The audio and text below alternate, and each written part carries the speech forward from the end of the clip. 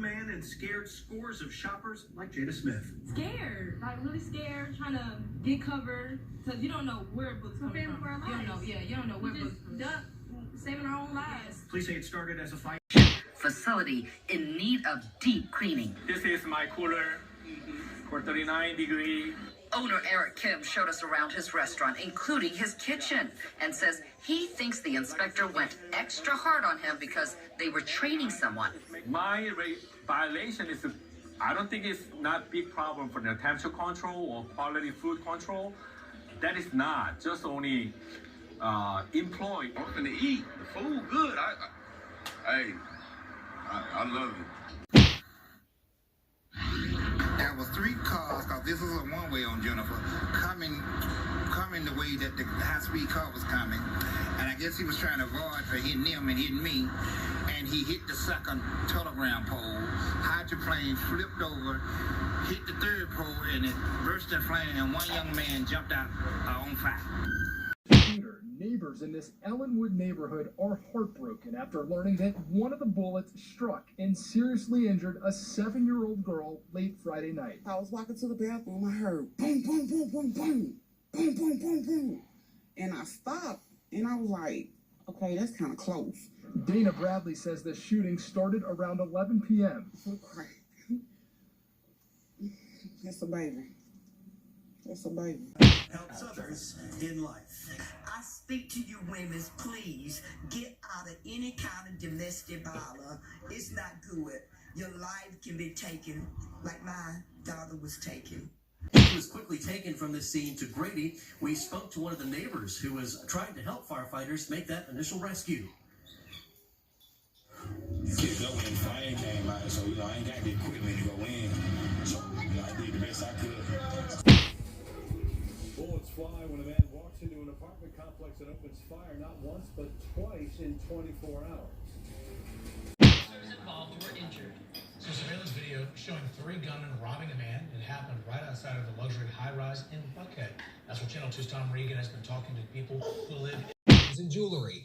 They even took the family's Christmas gifts. He kept on asking me, like, where do you put your stuff? The family says the robbers had rifles and handguns and tied up everyone with duct tape. He was like, hey, get up. And he pulls me from my hair. He was like dragging me down the stairs. I'm told one of the robbers wore a police sweatshirt and a fancy pair of sneakers. And then that's when I was like, they're not police, because police wouldn't wear Jordans. The family says the robbers ran off when they heard the sirens. Several church members posted live video.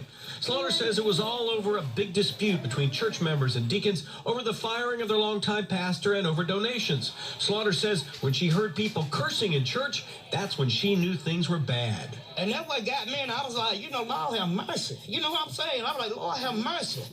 Fix it, Jesus. Fix it. Betty Sutton Richardson was there, too. She says she's been a member for 40 years. She says she knew things were bad when someone called the Noonan police and when some deacons asked the officers to clear the church. They called the police to us 3 times.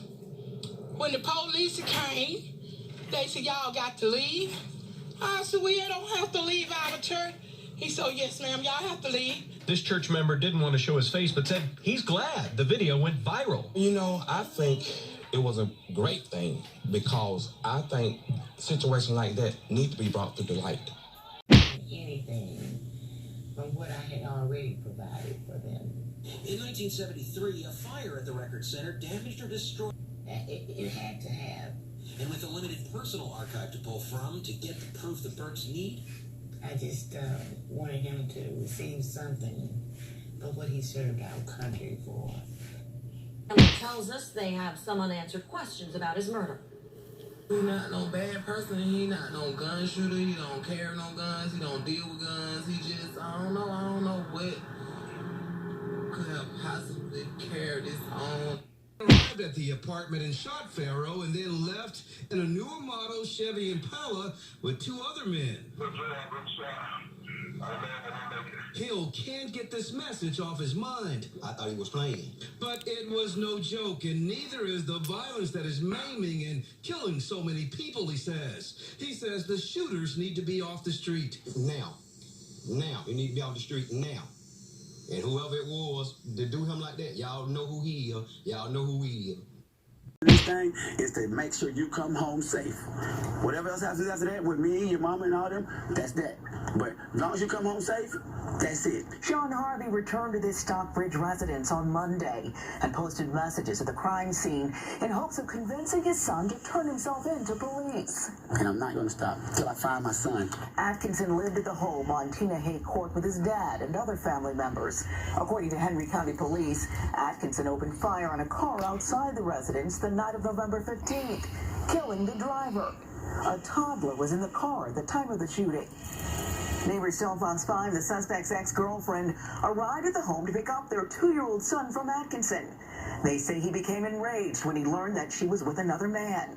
They say the ex-girlfriend told them that Atkinson went inside and got a gun and came out. By this time, the 2-year-old was in the front seat of the car, and they say Atkinson opened fire, killing the driver. It's a lie, total lie. My son is a good guy. He just has some bad steps, but he was a good guy. Atkinson's father disputes neighbors' accounts of what happened and insists the man who was killed was the aggressor.